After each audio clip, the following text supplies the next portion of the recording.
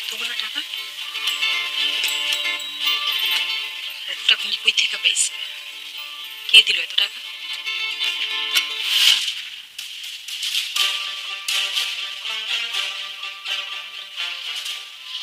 আপনার কাছে এত টাকা কই থেকে এলো?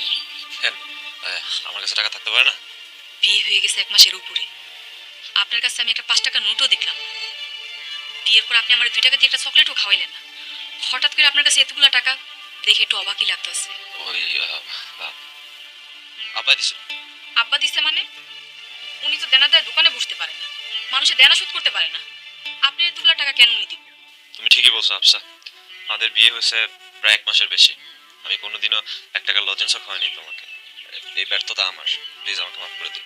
আপনি কথা ঘুরায় না, আগে কোন এখানে কত টাকা আছে? এখানে ওই এখন 49,000 টাকা আছে। 50,000 ছিল, ওই 1,000 টাকা খরচ করে ফেলেছি। আল্লাহ, আব্বা আপনার এতগুলো টাকা কেন দিল?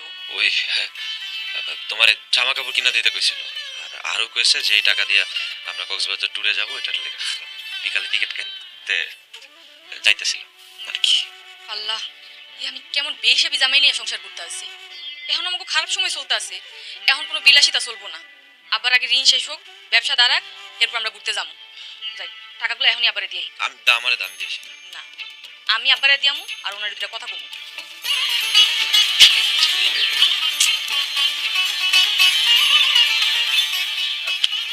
বাড়াতে গেলে এটা অন্তে তো কি হিসাব করেন? আরে এই যে টাকা দেখতেছো এটা মাল কেন আজকে আমার করা টাকা কিন্তু কোনো বৌমার কথা। সালাম ছোট বড় যে কাউরে দিতেও পারে নিতেও পারে, এটা কোনো অসুবিধা। আমি আবারে জিজ্ঞেস করতেছি, আব্বা আপনি কি আপনার ছেলের কোনো টাকা পয়সা দিয়েছিলেন? আব্বা, আপনি পাওনাদারের ভয়ে ঘর থেকে বাইরে দিতে পারেন না, আপনার অপমান দেখে আমার কষ্ট লাগে। এরকম বেহিসাবি চললে সংসার কি উন্নতি হইব? শুনছেন বৌমার কথা শুনছেন? আমি আপনার আগে কইছিলাম বৌমায় রাগ করবো, দেখছেন কত চিন্তা করে, তারপর আমরা বৌমারে আজ পর্যন্ত চিনতে পারলাম না। আব্বা ধরেন,